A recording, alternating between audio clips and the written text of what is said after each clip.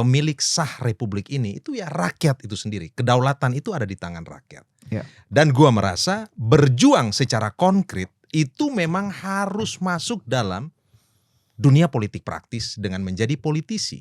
Nah, hari-hari kemarin itu kerap kali kontestasi elektoral itu dikotori dengan instrumentalisasi politik identitas. Masalahnya gini, politik identitas itu kan suatu keberkahan sunatullah lah yang sudah melekat dari diri kita. Misalnya Ansi Lema ya saya orang NTT, ya mungkin orang Katolik.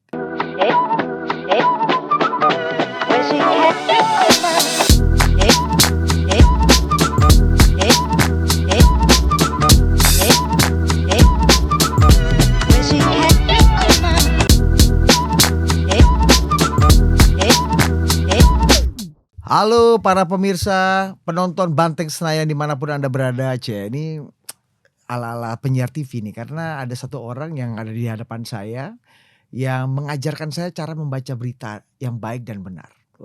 Karena beliau ini setelah mungkin Anda mengenalnya sebagai politisi, mungkin Anda mengenalnya sebagai juru bicara Basuki Cahayapurnama, atau sekarang Anda mengenalnya sebagai anggota DPR, wakil rakyat Anda, tapi dulu dia yang mengajarkan saya cara membaca berita di TV. Wah, saya akhirnya masuk karirnya jadi presenter berita.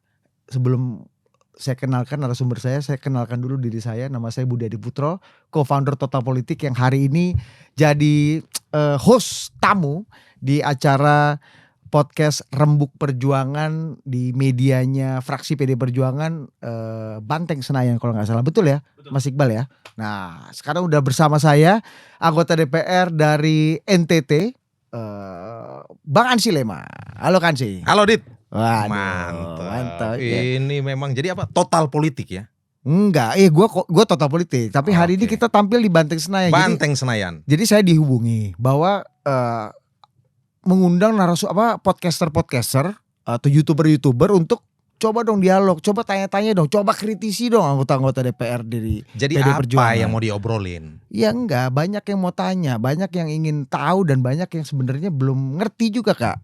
Apa yang terjadi di dalam PD Perjuangan itu sendiri, apa sih yang diperjuangin gitu. Nah, Ansi Lema sendiri waktu itu apa yang membuat lu deh Kak dari mulai jadi jurnalis masuk ke politik bantu Pak Ahok gitu ya, ikut tempur tuh di Pilkada 2017 yang sampai sekarang kita kenal sebagai pilkada paling paling berkesan baik atau berkesan buruk sama aja gitu.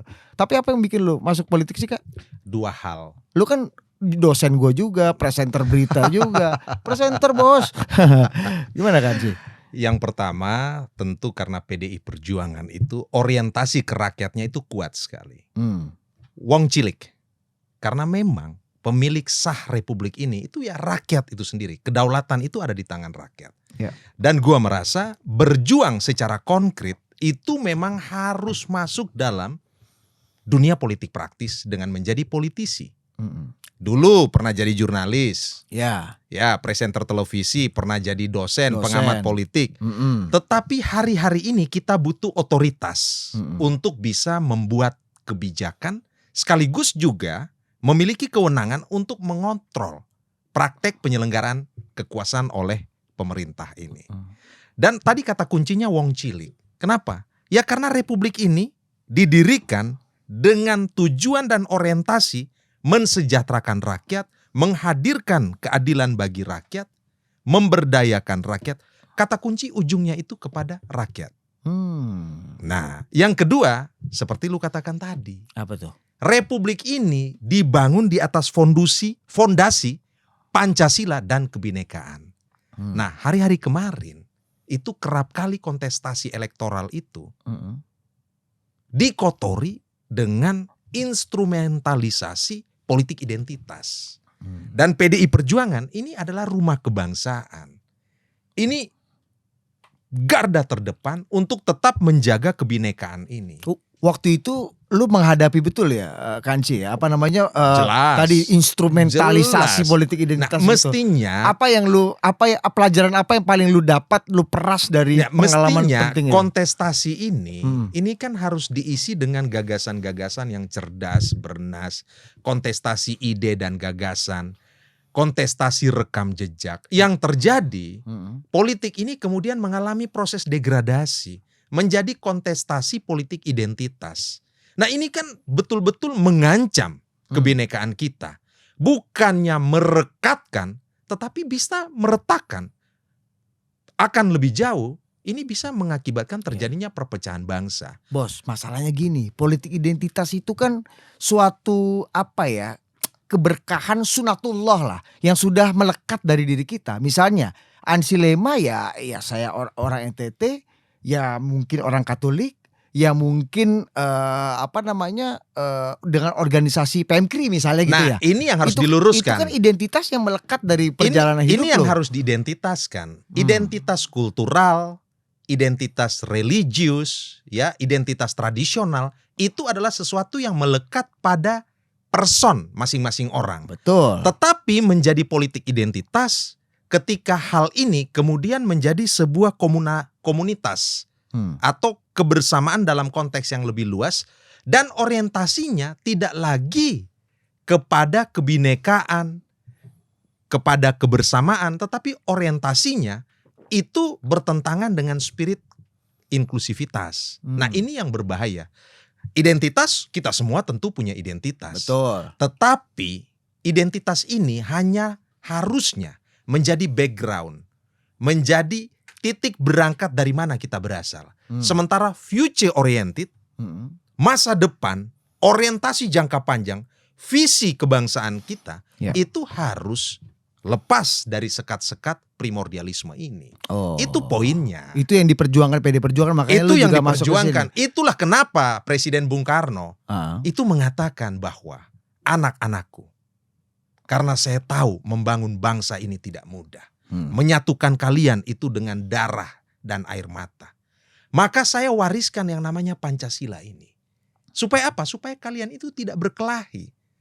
Karena nilai-nilai Pancasila ini meletakkan keadilan, kesejahteraan rakyat, kemanusiaan, kebinekaan. Jadi jangan karena kalian berbeda identitas kultural, identitas religius, kemudian kalian itu terpecah sebagai sesama anak bangsa. Itu poin pentingnya. Nah Kak, misalnya gini, sesimpel gini deh. Gue orang Batu nih, Malang, ya kan. Di keluarga gue misalnya, wah ini ya kita ada Mbak Yanti, Krisdayanti, orang Batu juga. Sepupu lu kan? Arek Batu, gitu. Misalnya kita ngomong sama teman-teman dan keluarga kita, tetangga-tetangga kita, atau mungkin diaspora orang Batu, Malang gitu ya. Yuk, jangan lupa pilih Mbak Yanti gitu, Krisdayanti, karena sama-sama arek Batu rek, gitu-gitu. Apa salahnya di situ? Kesamaan identitas kemudian kita mengajak orang untuk memilih, mendukung orang-orang yang punya latar belakang yang sama gitu. Nah, dalam politik demokrasi salahnya di mana? Ya, politik modern itu tidak boleh hanya berhenti pada sentimen primordialisme. Politik modern itu harus dibangun di atas gagasan, atas integritas, kapasitas, dan juga reputasi, atas rekam jejak.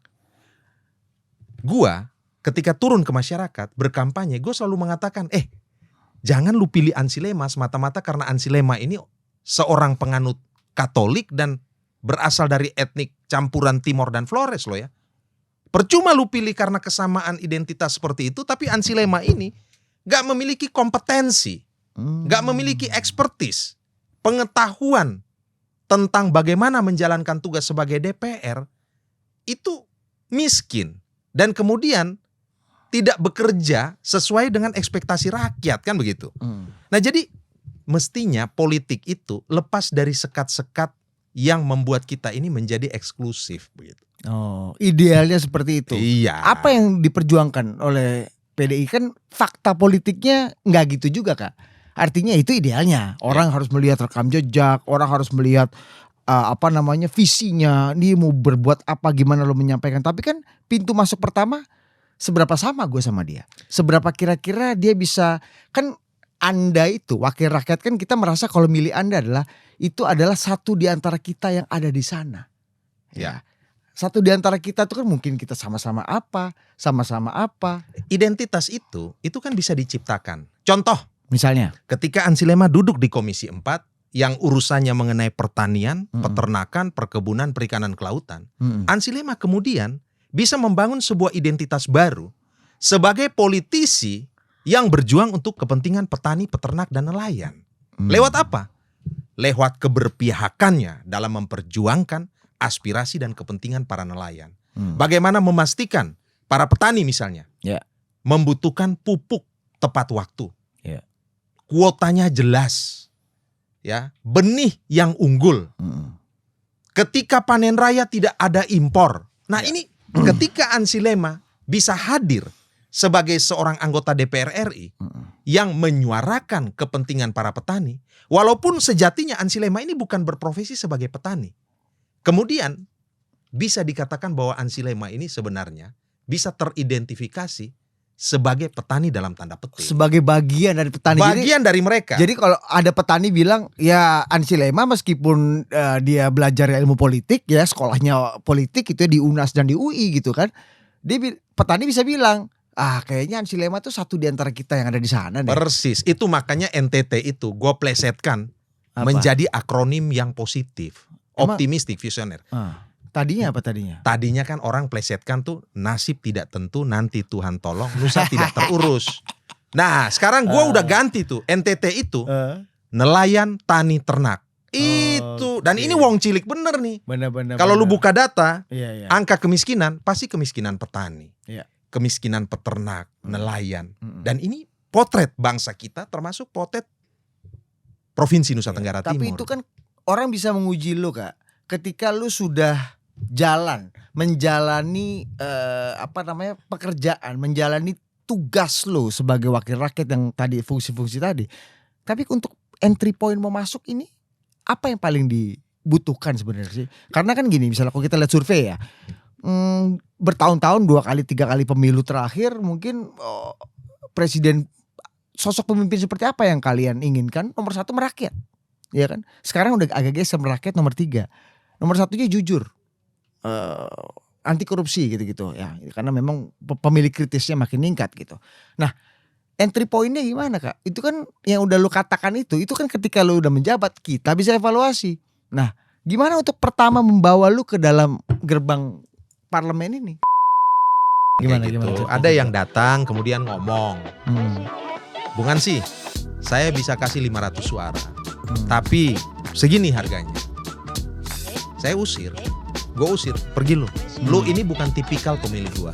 Kalau Presiden Joko Widodo, polanya itu pakai belusukan, turun ke masyarakat belanja masalah. Itulah merakyat. Mas Ganjar caranya kadang-kadang pakai jogging, sambil lihat-lihat persoalan rakyat, kemudian dengar, tegur sapa. Ini bagian dari karakter seorang politisi atau pemimpin yang merakyat. Oh jadi bukan bikin konten aja ya itu jogging ya? Loh itu kan antara lain memotret realitas faktual yang ada di masyarakat. Soalnya ada calon presiden kawan juga bilang saya ini lari pagi dan ketemu bawah tapi gak pernah konten gitu katanya.